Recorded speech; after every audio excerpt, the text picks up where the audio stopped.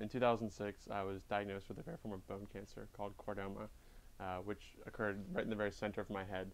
And after having surgery, I basically learned that the average survival was 7 years. There was no effective therapies beyond surgery, and in some cases radiation. So became determined to try to do everything possible to try to find a cure for this disease. And through my research, found out that the only federally funded chordoma researcher in the entire country was here at Duke.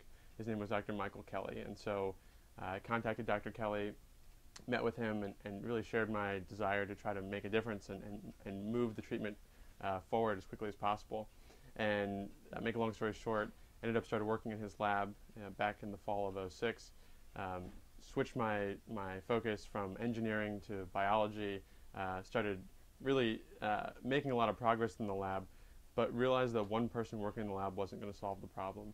That really to have a chance at finding a cure within my lifetime was going to take a coordinated international effort involving researchers from institutions like Duke, Harvard, Hopkins, all the major medical centers, people from different specialties, from surgeons to pathologists to developmental biologists, and really they all needed to be working together, and they weren't. There was a lot of isolation, not a lot of communication and collaboration, not a lot of sharing of resources.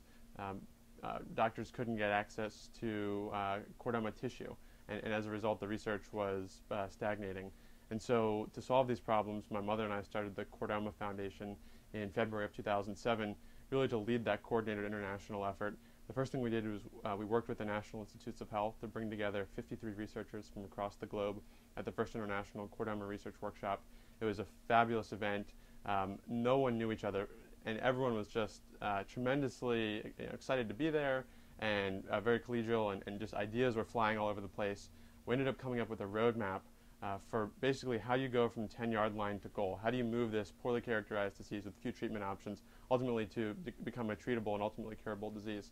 And so after this workshop, we had this plan, and now for the past 2 years, the foundation has been working to try to execute on this plan to help researchers get the resources they need, whether it be funding, whether it be tissue, whether it be cell lines, to do the work that they need to do, to broker collaborations between researchers, to facilitate the flow of information between labs, and really to take responsibility for the whole process of curing this disease. It's not just funding the research, but it's actually being there every step of the way, and being involved in every aspect of the research process to see if the projects continue to move forward quickly, and if obstacles or roadblocks emerge, that we act quickly to break down those barriers. Similarly, if discovery is made in one lab, we're in touch with literally dozens of researchers all over the world, chordoma researchers and people studying other cancers, and we really quickly try to push the information from one lab who's made a discovery to another lab that may be in a position to follow up on that and turn that into more useful knowledge.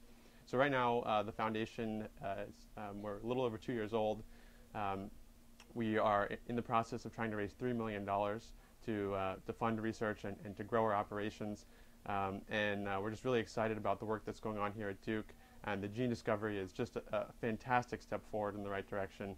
It's opened up a whole new frontier in chordoma research, and I think there's tremendous potential now. So much research that needs to be done, and so many questions that need to be answered. And I'm just really, really grateful to Dr. Kelly and all the people here at Duke and at the National Cancer Institute for all the hard work that they've done for the past 14 years to get us to this point.